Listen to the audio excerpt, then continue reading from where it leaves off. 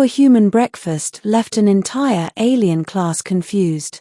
The Academy's nutrition lab was usually quiet, filled with the hum of scanners and the soft clicks of data recorders. But today, the lab was alive with chatter.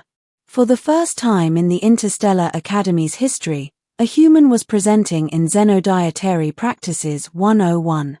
Cadet Ilara, the first human recruit in her cohort, stood nervously at the front. Rows of aliens, scaled, feathered, chitinous, and gelatinous, shifted curiously in their seats. They had learned about predator metabolisms, carnivorous digestion, and species that could sustain themselves on photosynthesis. But humans? Most of them only knew rumors, omnivores, chaotic, unpredictable, and allegedly capable of eating anything.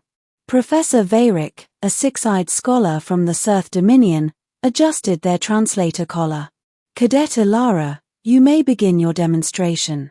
The assignment: share the cultural and biological reasoning behind your species' morning meal. Ilara smiled awkwardly. Right. So, today I'll be showing you breakfast. A ripple of confusion passed through the class.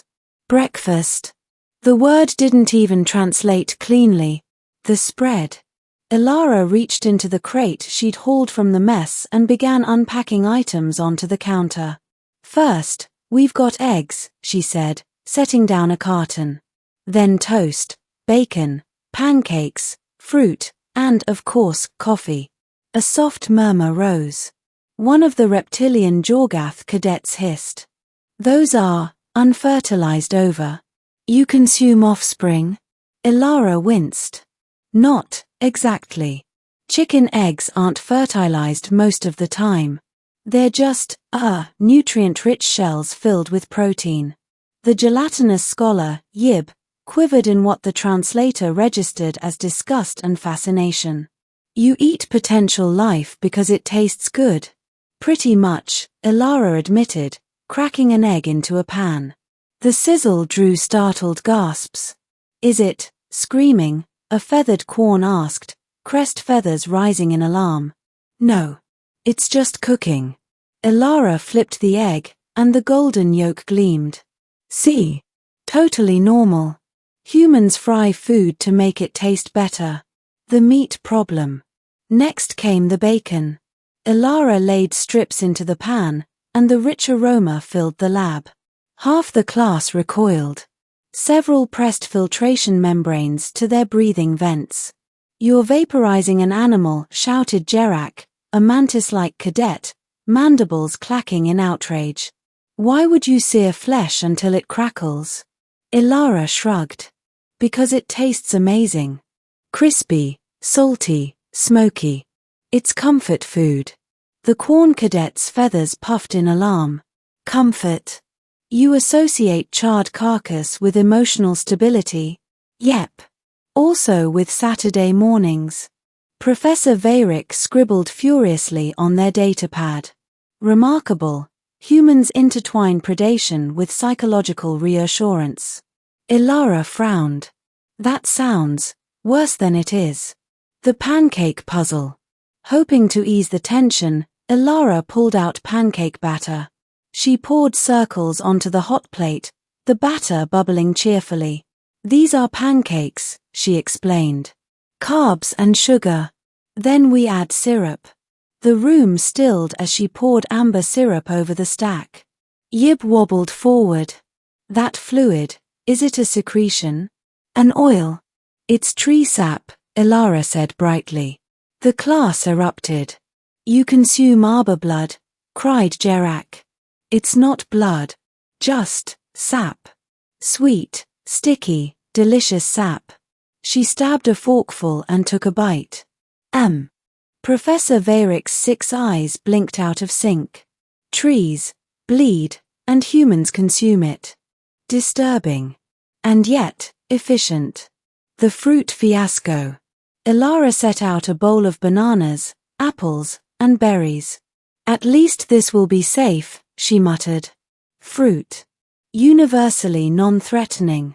The gelatinous Yib rippled in horror. You consume reproductive lures. Reproductive what? The brightly colored bait designed to entice dispersers of genetic material. You steal the progeny of plants. Ilara facepalmed.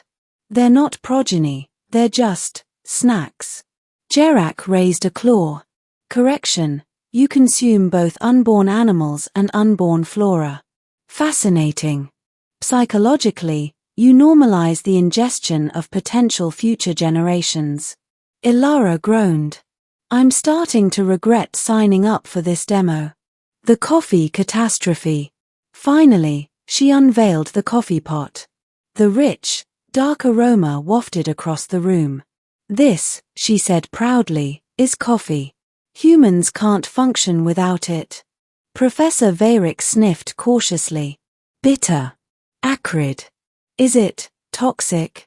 Technically, yes, Ilara admitted. Caffeine is a mild neurotoxin. We drink it to stay awake. The class froze.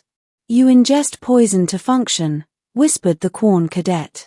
Just a little poison, Ilara said quickly. It makes us feel alive. The Jorgath cadet hissed. Your species requires daily microdoses of venom to maintain consciousness. Ilara grinned sheepishly. Pretty much. Chaos in the classroom. For a moment, the class descended into frantic chatter. Humans consume unborn life, animal and plant. They sear flesh for comfort. They bleed trees. They ingest poison recreationally. Professor Veyrick raised their many hands. Silence. The class quieted. The professor fixed Ilara with all 6 eyes. Cadet, are you aware that your breakfast violates 16 interstellar dietary taboos simultaneously? Ilara laughed nervously. Oh, is that a record? The professor tapped their notes. Indeed. The human concept of breakfast represents a ritualized defiance of biological limitations. You break fast by breaking the rules of survival itself. Ilara blinked. We just call it starting the day. Aftermath. Word of the presentation spread across the academy within hours. Soon, humans gained a new reputation not just as unpredictable predators, but as creatures who greeted each sunrise with a defiant feast of unborn animals, unborn plants, seared flesh, sticky tree blood, and poison. To most aliens, it sounded horrifying. To others, it was awe-inspiring. By the end of the week, a few curious cadets had even signed up for a breakfast tasting session. Yib the gelatinous scholar was the first brave soul. They quivered violently after sipping coffee, then whispered, I think I understand why humans conquer mornings.